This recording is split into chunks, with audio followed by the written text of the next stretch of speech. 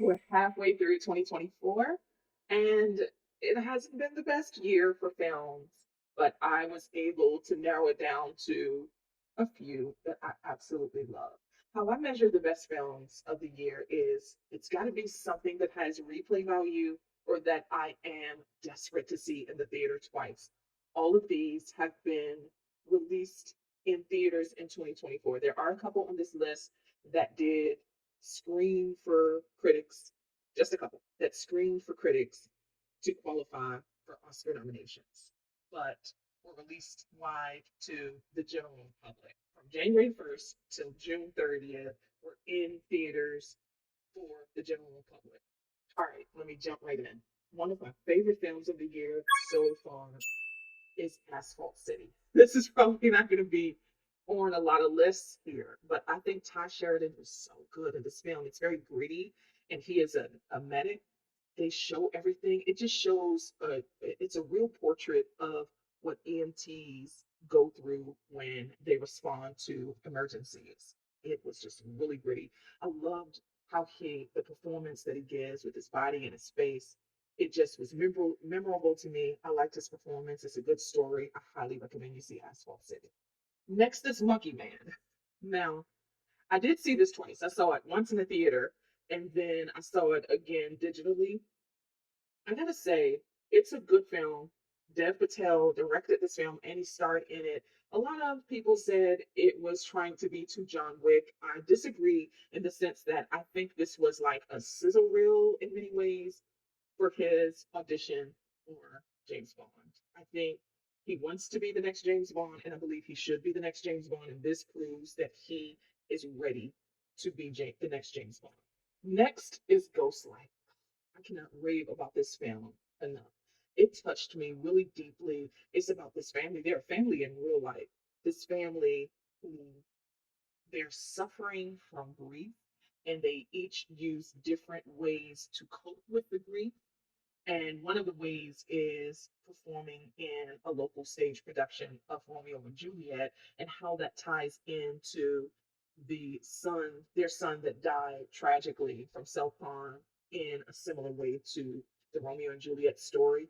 And it was his way of understanding why it was possible. It's just really, really beautiful story. I highly recommend you see Ghostlight. Coming in next is Tuesday. Julie Louis Dreyfus plays a mother with a terminally ill teenage daughter, and she has to cope with the fact that her daughter is facing imminent death, and her daughter is okay with it. But Julia's character, she doesn't want to lose her daughter for many reasons. Obviously, she loves her, but also that she will be lonely. And she is all but bankrupt trying to keep her daughter alive to pay for treatment, medicine, and home care. I mean, it's just told beautifully. I highly recommend you see Tuesday. Next on my list is Bad Boys 4. I had a lot of fun with this. It was good seeing Martin and Will, reunite in this franchise. And they've kept it. A lot of these franchises seem to die off, especially when they're action comedies. They seem to die off after the second one. But Will and Martin have managed to keep this franchise afloat in a way that I think only Chris Tucker and Jackie Chan for the Rush Hour franchise and maybe Mel Gibson and Danny Glover have done with the Lethal Weapon franchise. I don't think anyone's ever been able to keep the momentum of these action comedy franchises alive and afloat as well as they have. I had a really good time with Bad Boys 4. They could make this a series and I think it would still work. Next on my list is The Bike Riders. I love this film. The performances were stellar. I love the perspective of the story, how the story is told through the eyes of somewhat of an outsider, someone who is not in the bike club. So we get her perspective of how she sees and rumors she's heard. This is all but a love triangle and a tug of war, if you will, between a leader and a lover, a leader of a bike club, a biker, and the love of his life. They are fighting for his love, really, and his leadership. I think Austin Butler really holds that together because he has this magnetism about him that draws everyone's eyes and into him, and he is able to carry that attention with every word. I think he does a great job here. Everyone is good. Jodie Comer is one of my favorite actresses that are active right now. She is so good in everything. She is very versatile. I loved her accent in this film. There is not a single black person in this film, but I found that I related to the story based on how the story is told. It was about family, it was about love, it was about leadership, it was about a lot of things, and I felt that the story overall was very universal. Next on my list is Babes. I have not laughed out loud for the entire runtime like this in a long time in the theaters. Babes was so good. Michelle Buteau and Alana Glazer were just so funny. It's about this codependent friendship between friends that are sharing motherhood together, and comedy ensues. I felt like they were very much Lucy and Ethel in a way. It's just a really good movie. Next up is Cold Copy. Tracy Ellis Ross has never been better. She plays an adjunct journalism professor who is basically headhunting for a reporter who is as obsessed as she is with engagement farming reporting and clickbait reporting and gotcha reporting. And she wants them to be not just obsessed, but willing to do anything and everything to get the story. And she plays it very much like Meryl Streep does in The Devil Wears Prada. I loved her performance. Cold Copy is such an underrated film. Now we're getting into the nitty gritty, into the Oscar contenders, challengers. This film covers everything that athletes and lovers go through in the competitive sport of love and sex. And it's all told through the parallel arcs of a love match and a tennis match. The soundtrack and score are the best so far this year. The performances were spectacular. I'm wondering if they will get Oscar nominations for their performances and for the direction. I mean, it's a really good film. Next on my list is Mad Max Furiosa. I don't believe I have ever responded to a sci fi film the way I responded to this one. And my eyes haven't been as dazzled by the imagery on the screen since Across the Spider Verse. This film looks good. It sounded so good with the sound design. I was captivated by the story.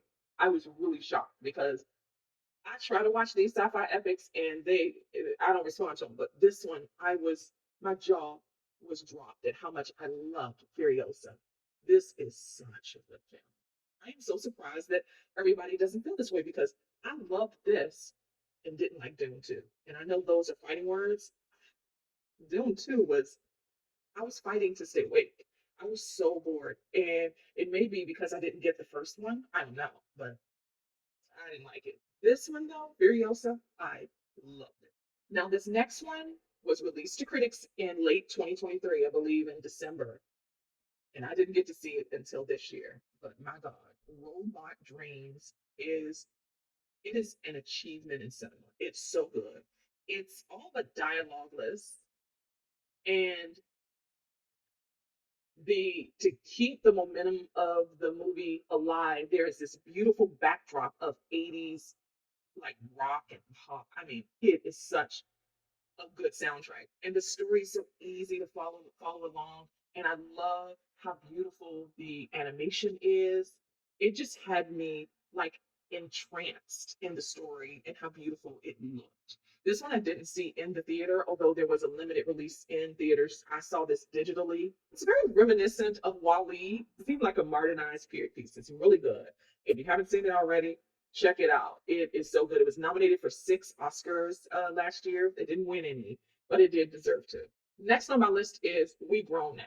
This is such a beautiful film. It's centered around these two black pubescent boys growing up in the Cabrini Green Project in Chicago in 92. The arc of their story is so special because as the movie starts, the premise of the movie is seeing the world through the eyes of these young boys and how the trajectory of their life changes because of the environment that they're living in, because drugs is becoming rampant and there are killings just outside of their door and it's not safe to play outside. They just want to have fun, but they have to be safe. It's just a beautiful story. Next on my list is Civil War. I love the perspective that this story is told from, because a lot of war movies are told from the battlefield and we get the soldier's perspective, but this one is told through the correspondents or the journalists or the reporters, the photojournalists, through their eyes while they remain neutral and unbiased and leave the bias to the viewer or the audience. This had some of the best action sequences this year so far. And of course, Jesse Plemons steals one of the most pivotal scenes of the film. And I'm rooting for him to get a nomination, even though he has about 5 minutes of screen time. I'm rooting for him because he had my spine tingling with fear the way he delivered it. I think this is a great movie. I think Kirsten Dunst knocks it out of the park yet again. This is such a good film. And every time you see it, you'll get another perspective. Because the first time I saw it, the White House, like the maybe the final showdown, I want to say the last 10 minutes, it didn't really hit me. The second time I saw it, though, I realized what was going on, that they were taking back the White House, and the people who were taking it back weren't necessarily the good guys. That shootout scene, though, leading up to that final showdown, is unmatched. It's unmatched. This was good filmmaking. Next to last on my list is Late Night with the Devil. I This is one of my favorite horror films of the last few years. It seamlessly combines found footage horror with possession horror that I haven't really seen or at least liked recently. This is such a good film. Now, I did see this twice in the theater and I've seen it since. I love this movie that I made it my second favorite film of the year of 2024 so far. All right. My absolute favorite film of 2024 so far was Rain to Critics in 2023, in December 2023. It did not have a wide release. It was released wide in January. Let me tell you, this is not only my favorite of 2024 so far, this is one of my favorite films in the last, I'll say, 5 years. All of Us Strangers is I haven't seen a story told in such a solipsistic way before as this one is.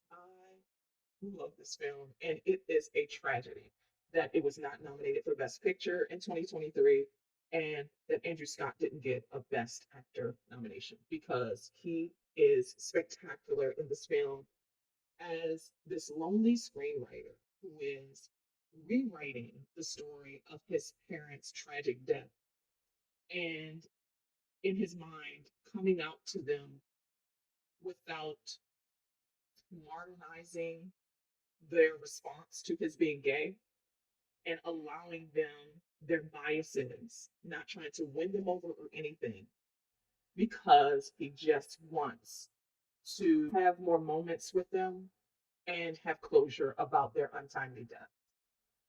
This is such a beautiful film. That's it. That is my list of my favorite films of 2024 so far. Hopefully, I had some on this list that you like. And if you haven't seen them, again, I recommend that you give them a chance. And I hope that they respond to you in a way that they responded to me.